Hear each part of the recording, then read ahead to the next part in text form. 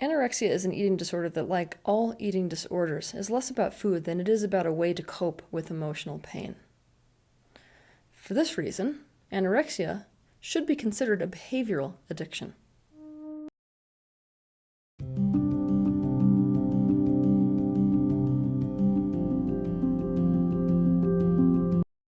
People who struggle with anorexia cope with a specific emotional pain that they suffer by controlling their bodies, especially with regards to weight. They tend to suffer from an inaccurate perception of their own weight, body dysmorphia, as well as an intense fear of gaining weight. This then leads to behaviors such as severe restriction of food intake, even to the point of starvation, misuse of laxatives, enemas, diuretics, diet aids, and excessive exercise. Some people who struggle with anorexia binge and purge, similar to those who struggle with bulimia, but there are some key differences between those who struggle with anorexia and those who struggle with bulimia. For a person struggling with anorexia, all these behaviors can lead to abnormally low body weight. This behavioral addiction is not only harmful to a person's overall health, it can be life-threatening. To understand the motive behind this particular behavioral addiction, we need to dive deep into the past experiences that people who develop anorexia encountered. The people who experience anorexia all have trauma relative to feeling completely out of control. As children, we are innately completely out of control of our lives.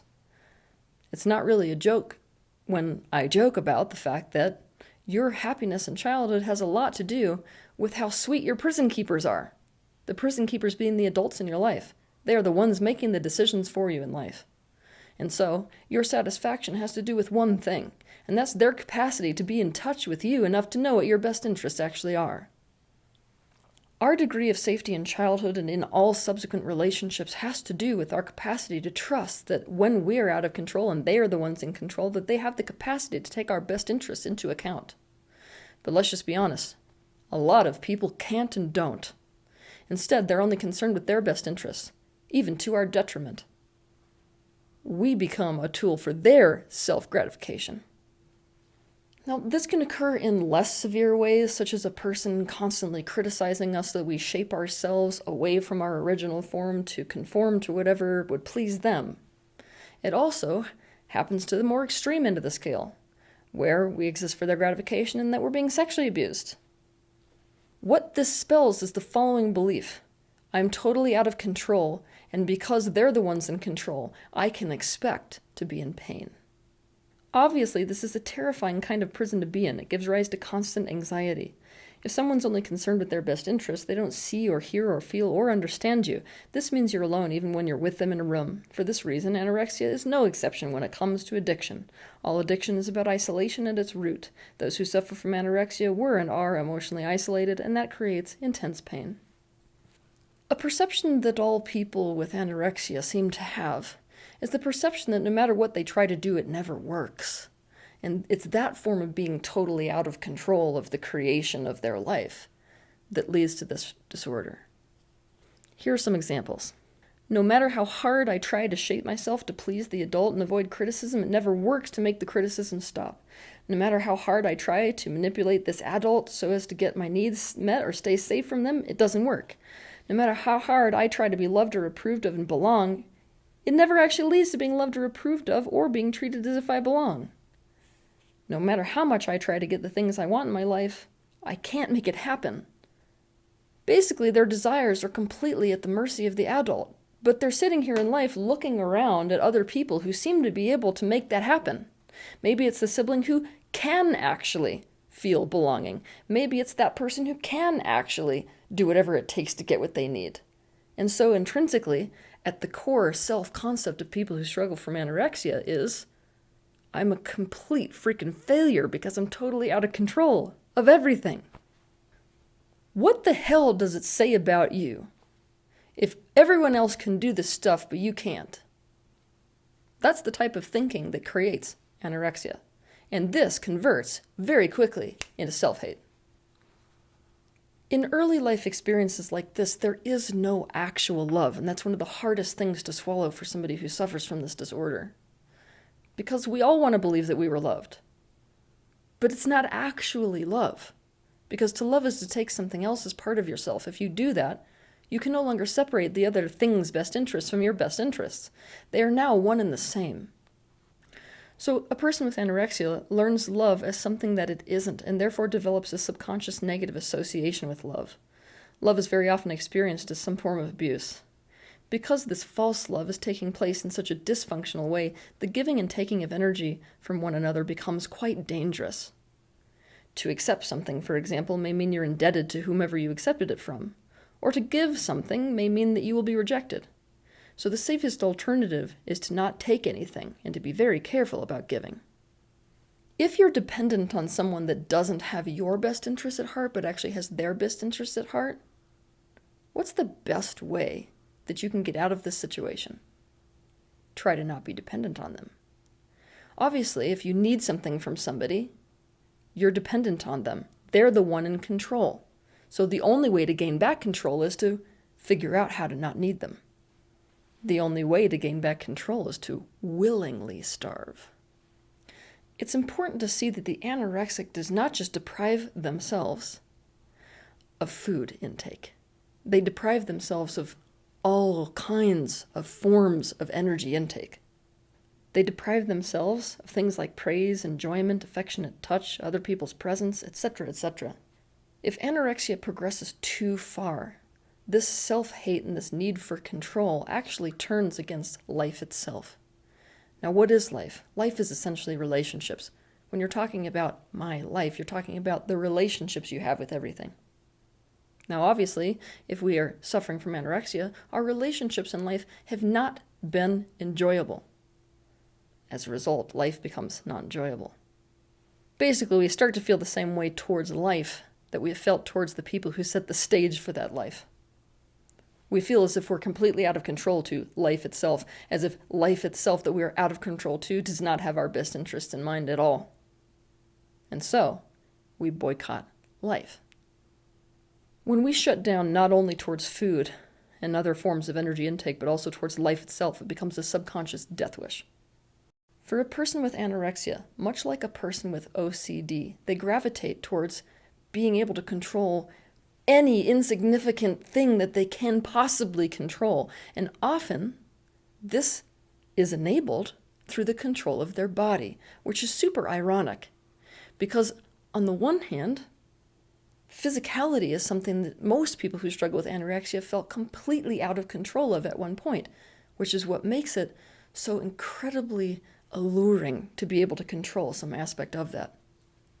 A person with anorexia tends to control whether they eat, what they eat and why, how much they eat, whether their body's allowed to keep the food or whether they throw it up, whether they force a bowel movement, whether they exercise so hard that the body's forced to lose weight, and anything else related to the way they want their body to be or look. But the emphasis tends to remain on weight. In the life of an anorexic, it is quite common that at some point there was an equation made between self-worth and being skinny. And this makes it such an incredibly alluring target for control. Control of me being able to have self-esteem. Control of being valued by other people. For the anorexic, being in control in this way is a tool of mitigating the pain. The pain of feeling completely out of control. The pain of lack of self-worth. The pain of feeling like a complete failure.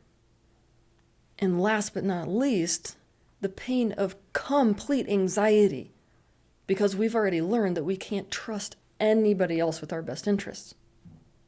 Okay, so now that you understand that anorexia is a method of coping, what should somebody do if they're suffering from anorexia? 1. Anorexia is a behavioral addiction. Because it's a behavioral addiction, it must be treated like an addiction must be treated. Now, what an addiction does is it tries to pull you away from a certain type of pain. And as long as you continue to do that, you will continue to engage in whatever behavior is addictive. And addictive behaviors or substances, by their very nature, cause us to decline. They're not an additive to health. So what do we have to do to solve an addiction? We have to go in the exact opposite direction. We have to go towards and into all of the pain that we have been trying to avoid. We have to go into the wound that addiction is trying to cover up or cope with. And hopefully with assistance. In my opinion, the best process for doing this is the completion process. You can go to thecompletionprocess.com to learn all about it, as well as to find a practitioner to work with if you want one. 2, you can find ways to be in control, but in conscious ways. Now, the majority of experts on anorexia seem to prefer the path of taking anorexics away from needing control. This is actually the worst way to approach healing from anorexia, because what anorexic need is control. Now, some people in their progression, especially in their spiritual progression, need to let go of control. The person who suffers from anorexia needs the opposite. They need to consciously be in control of their life. Basically, they need to say that they are capable of taking control in ways that lead to positive outcomes or positive emotional states. Now, think about this. The behavioral addiction of anorexia in and of itself is actually just a very subconscious attempt to actually do this. So here are some ways that you could go about doing this. You could consciously visualize things for 5 minutes a day and see how they show up in your reality. You could design a day your way. To do this, decide to do only what would make you feel really good to do and plan it, and then execute it so that you have taken control of what happens in your day. When something happens that doesn't feel good, like something spills, for example, clean it up, and while you're doing that, consciously remind yourself that you are taking control of the spill, and now that there is no spill anymore, feel how good that feels, that you could control that and turn it into a situation that felt better. Also, you could create something like art, where you're in control of the finished product. There are so many ways you could consciously learn to be in control and see that you can be. But you want to make sure to start with little achievable goals and things. Because of this innate sense of failure at control or failure at creating a life that feels good is so intrinsic to somebody who suffers from anorexia, it's really important when you're doing this type of activity or any one of your activities to set achievable goals. So that is, the thing that you can set out to do and accomplish it is going to go much further in terms of your innate sense of being able to control, rather than picking something that's not achievable. 3, get people in your life who can and do take your best interests as part of their best interests. And believe me, you need to get rid of people in your life who don't and can't do this. This will get easier and easier the more that you go into these deep wounds that are actually at the root of this entire behavioral addiction. It will be easier to see what people in your life should be kept and what people in your life you should let go of. Obviously, because nobody took your best interests into account, you were never seen and heard and felt and understood. And so you were so intensely, innately alone. And aloneness, like I said, is what is underneath every single addiction. If you want to get over this, you're going to have to connect with people. You've got to get really close and intimate with people. And you got to do that with people who you can trust. And what trust is all about is about being able to rely upon the fact that they are able to see, hear, feel, and understand you so as to know what your best interests are and act on it. What you're going for is this. I'm out of control with this friend, or I'm out of control with this partner, or I'm out of control with this colleague. And so I know I'm safe. Once you're in those relationships, you will be able to viscerally rewire your body in terms of trust. You will be able to let go of control. And what's more than that, it will now be safe to receive energy and to give energy. 4, bring love to your self-hate. Self-hate is a coping mechanism that goes hand in hand with anorexia. Now, you may be a little bit confused at why I'm saying that self-hate could possibly be a coping mechanism. But it is. To understand this coping mechanism in depth and to find out how to heal it, I want you to watch my video titled Self-Hate, the Most Dangerous Coping Mechanism. 5, discover your narrative and dissolve it. Every person, without exception, that suffers from anorexia is dealing with a false narrative that is a false story of me. And this false story not only involves negative things that are false, also positive things that are false. And both sides of the coin of this story are keeping you trapped. For example, we have a story of oneself as being hideous, bad, disgusting, dark, or worthless, at the same time as a story about oneself having ethereal powers, being endlessly self-sacrificing, coming from royal blood, or any number of other things that serve to negate the negative self-story. It's a polarized view of self. This comes from parts within that have adopted a negative self-image from one's childhood, and parts that were designed to compensate and cope for those parts.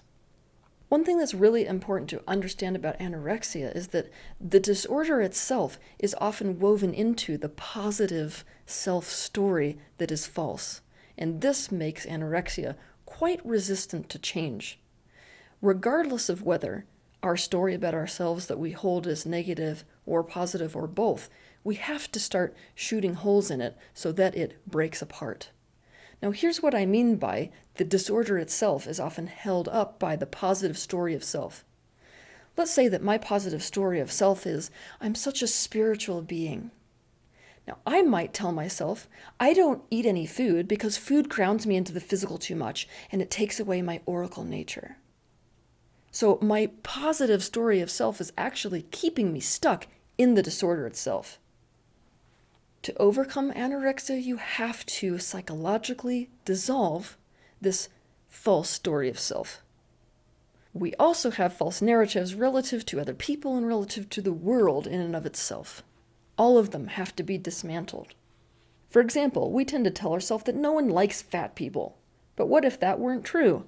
What if men, for example, were much more attracted to the 1950s body type, where women have curves and cellulite? What if entire dating sites exist of only people who are looking for chubby and fat people to date who think that skinny is gross? 6. Dedicate yourself to authenticity. Now, obviously, you weren't authentic for a very real reason, and that reason was there were serious consequences for being authentic way back when. But that just isn't the case anymore, and it can't be. Back when you were in prison, meaning there was no way to escape and all your needs were met by these adults in your life, and that was your life, maybe it was a genius coping strategy to let go of your authenticity in order to not meet with so many of those consequences. But if you do the same thing now, you're looking at a life of absolute misery.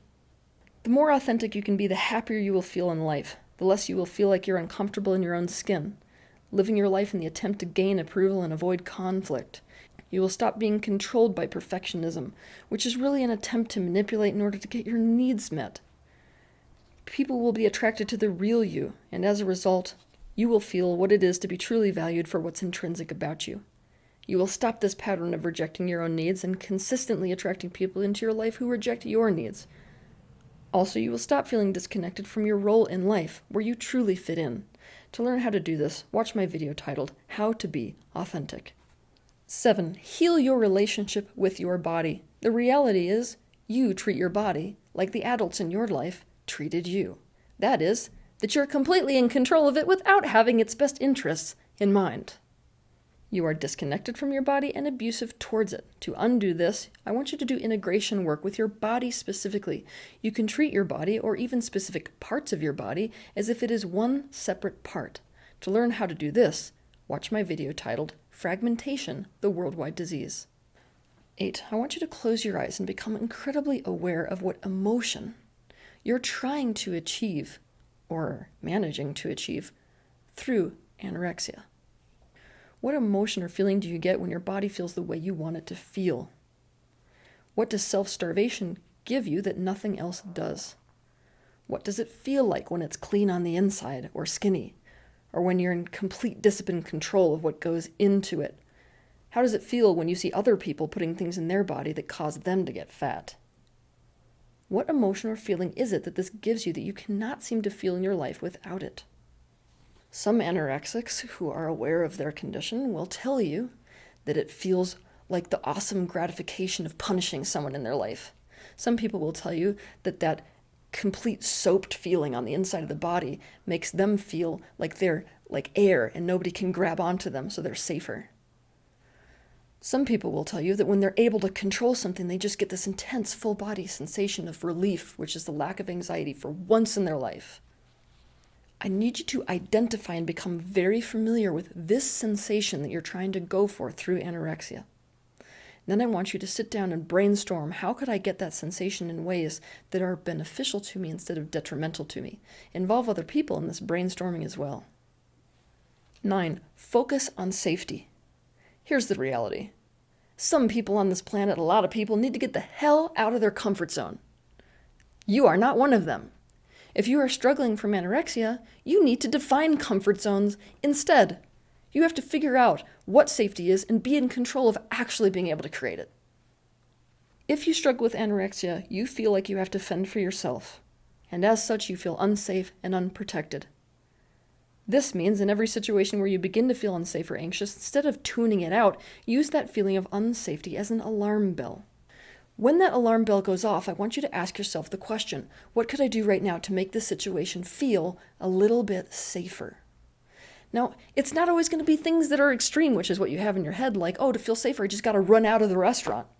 No, it could be stuff as simple as, just if I put a puffy coat on, I'll feel more comfortable in this social situation. But you need the experience of noticing that you don't feel good, taking actions to feel better, and seeing that level of control you have over your experience. Write up a safety list. On this list, I want you to put every single thing you can think of that you know makes you feel safe. Now, the more familiar you get with the feeling of safety, specifically for you, the more easy it will be to identify what these things are. It may be like listening to certain sounds. It may be warm water. It may be somebody lightly tickling you. I mean, the list could be 50 miles long. And when you feel unsafe, I want you to just go to the list and pick something off of that list and then take action to do it. 10. Give loving presence and understanding to your worry. People with anorexia, they worry. Why? Who the hell wouldn't worry if you've already learned that nobody has your best interests in mind, including the universe at large? You're going to try to be one step ahead of the game. By worrying, you're basically attempting to figure out what's going to happen so that you can do anything to try to prevent it. But you're living in constant worry. And you need to see this about yourself and to have intense levels of empathy for why. To understand worry in depth as well as what to do about it, watch my videos titled How to Stop Worrying, Is Teal episode on worry, and How to Stop Expecting the Worst, Catastrophizing. 11. Develop a positive relationship with food. Now, anorexia is an eating disorder. That means food is absolutely involved in this disorder. And the more positive our relationship gets with food, the easier it is for us to intake it. But here's the thing. Most people think that controlling food in any way is unhealthy for an anorexic. It actually isn't. Controlling food may be very healthy for the anorexic, provided that somebody with anorexia has a real good handle on what's actually in the best interests of their own body. And this is where most anorexics fall short. The anorexic has a relationship with their body like their parents had with them. They're in control of their body without having their best interest at heart. So pay close attention to this. If you struggle with anorexia, there is a very high likelihood that you think things are actually in the best interest of your body that are not in the best interest of your body at all. If you have the best interest of your body in mind in actuality, controlling what you are doing with your food is actually a healthy thing to do. For more information about how to do this, watch my video titled How to Improve Your Relationship with Food.